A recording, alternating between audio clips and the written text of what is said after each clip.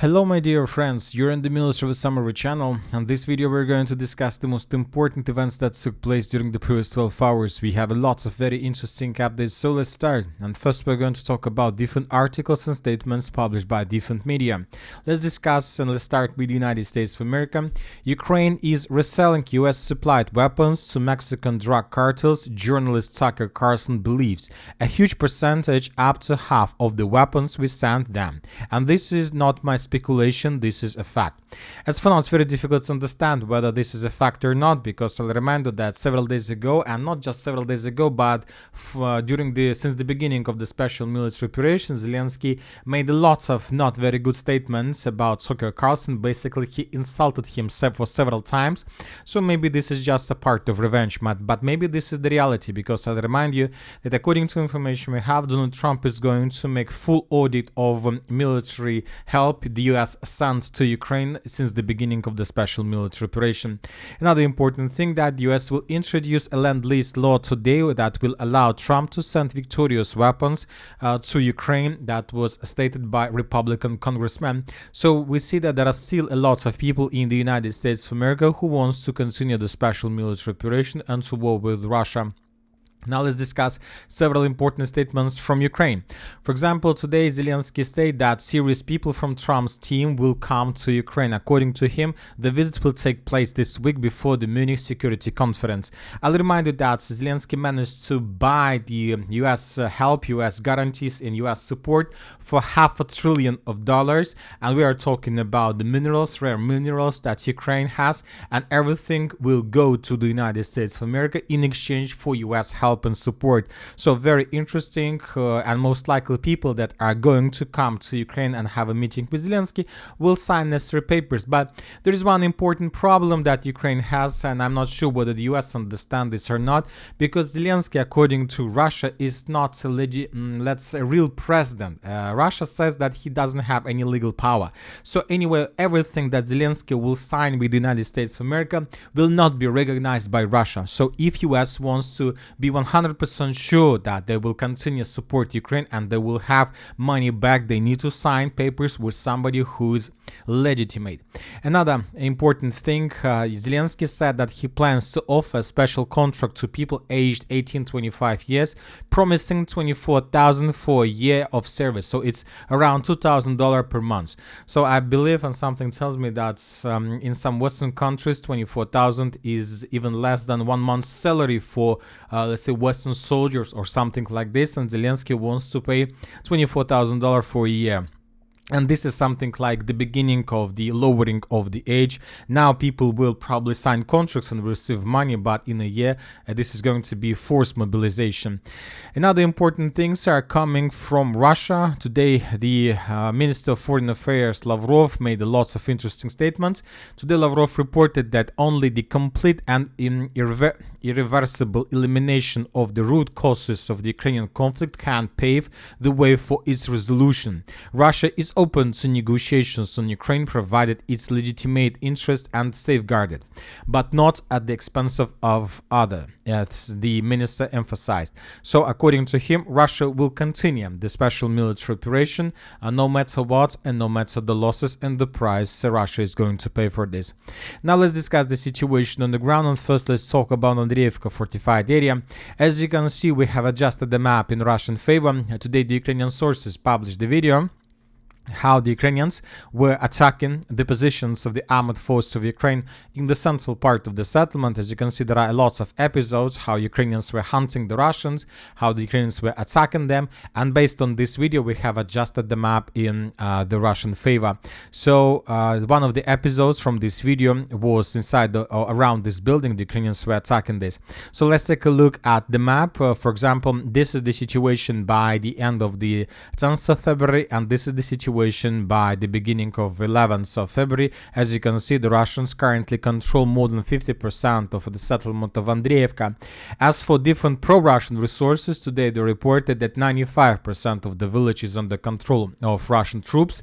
Other sources reported this morning on the 11th of February that the entire Avdiivka was captured by the Russians. So summarizing everything, we can make a conclusion that currently the Russians control these territories, and this is already a very very big and huge disaster for the armored forces of Ukraine in the area between Constantinople, Ulakli, and the settlement of Dachna. This is already something like a cauldron.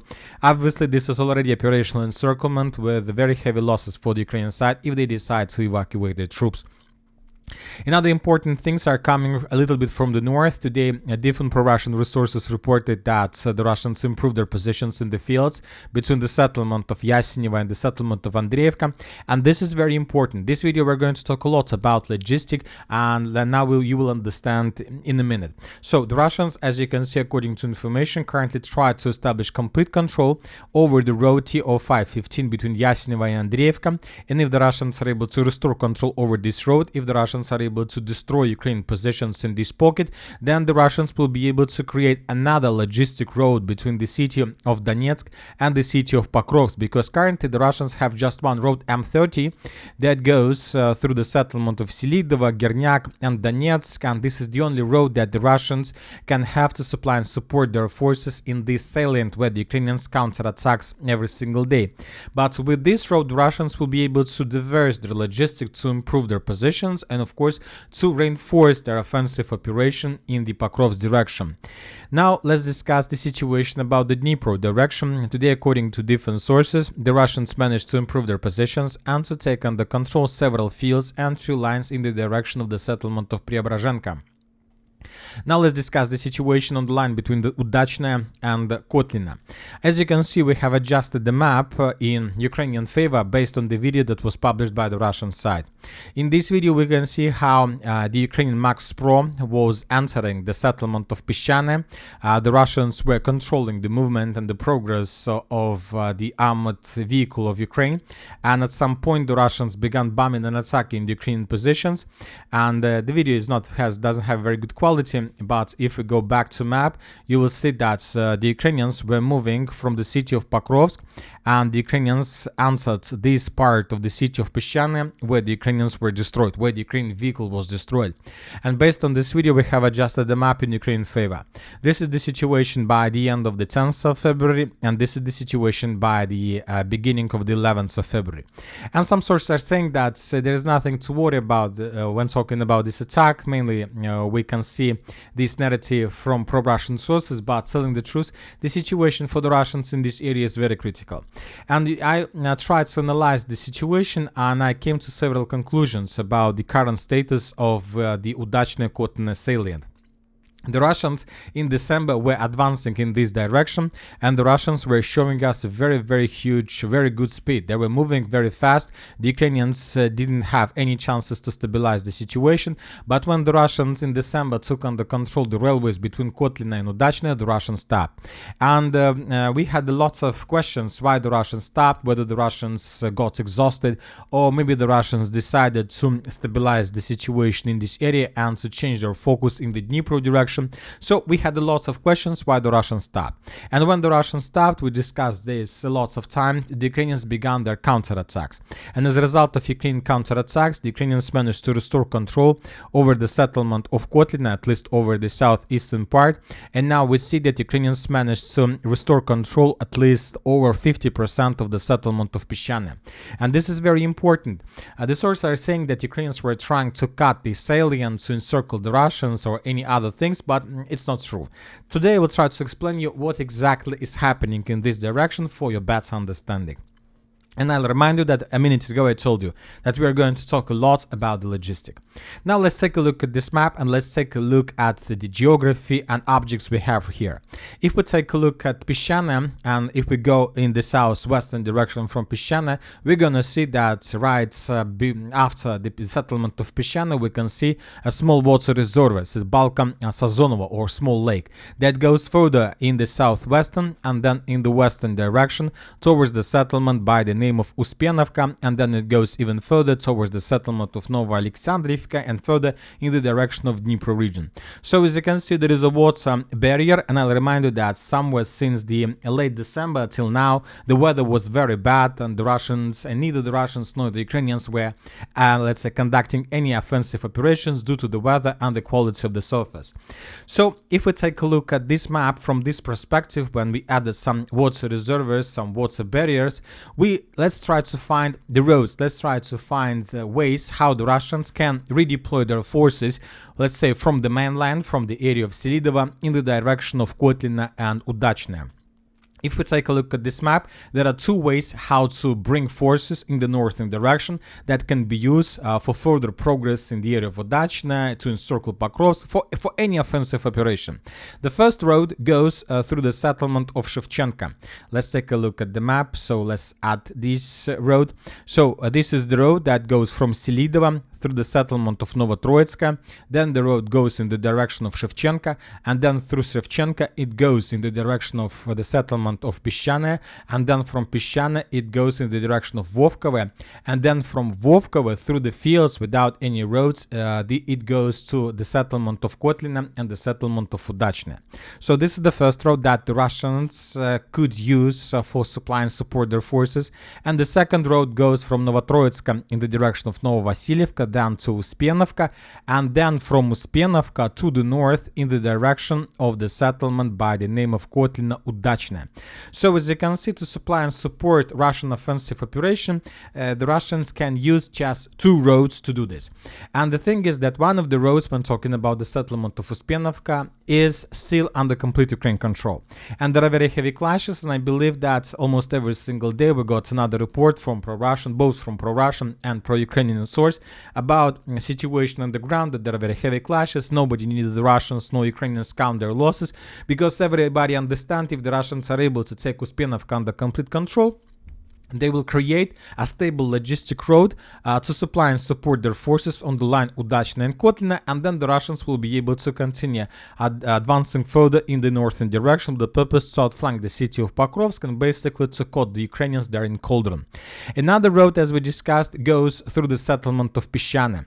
And now we see that Ukrainians during the previous several days, as a result of counter-offensive, managed to cut the only road the Russians have to supply and support their forces in Kotlina Udachne. So basically the Ukrainians cut the logistic of the armored force of Russian Federation in this salient.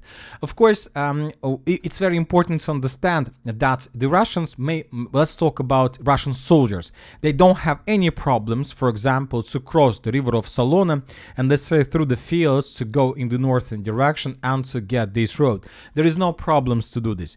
The only problem for the Russians is that they can't redeploy their tanks, armored vehicles, personal infantry fighting vehicles, personnel carriers from the south in the northern direction due to the weather, due to the surface conditions, and due to many other factors. So that's why the Russians can operate in this salient just with infantry.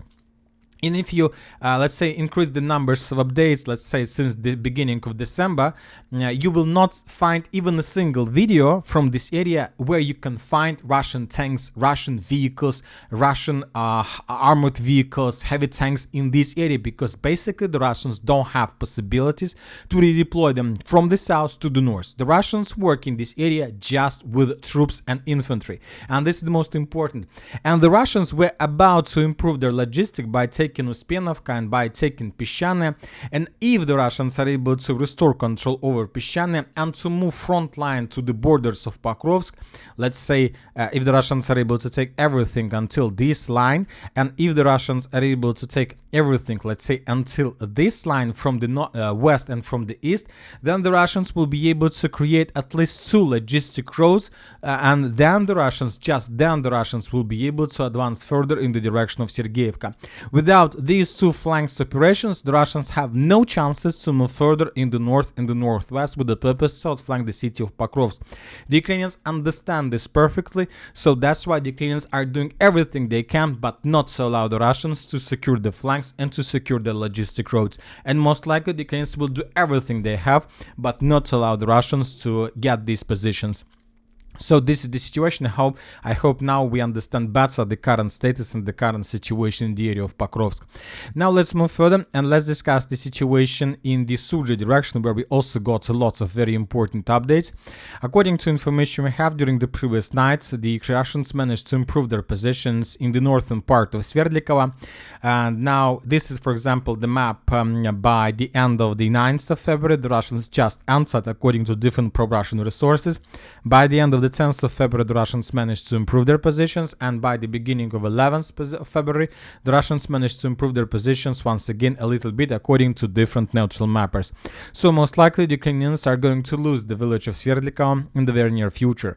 As for the southeastern direction, almost every single day different Russian sources report that they managed to restore control over Fanseevka, Cherkasskaya, Konopelka, but as for the beginning of the 11th of February, we still haven't received even a single video that can confirm Russian counterattacks or Russian control over these villages. So which means that as for now we are not going to change the map. Another important video is coming from the settlement of Pisarevka, the area where the Russians managed to establish complete FPV drone control. The Ukrainians during the battle for Sudzha suffered significant losses, so that's why they need to send more and more forces, more and more units in this area. And this settlement of Pisarevka is the only logistic road that Ukrainians can use. The Russians, as we discussed in the previous video, established complete FPV drone control over this territory. And today we got another video with the significant number of episodes of how the Russians were hunting and destroying Ukrainian vehicles in this area. Just in this video we can calculate maybe 10 or more episodes of how the Russians discovered and destroyed another Ukrainian vehicle, another Ukrainian armored vehicle, and so on. So the Ukrainians are paying significant price for the Sudzha direction, and obviously despite the fact that Ukrainians are in defense state, Ukrainians suffer maybe more losses than the Russians, which are in offensive state. And that's it for the short video. A military summary channel reminds to we condemn any violence in the world. Thank you for watching. Subscribe to my channel, put your likes, join my Patreon, and have a good day. Bye bye.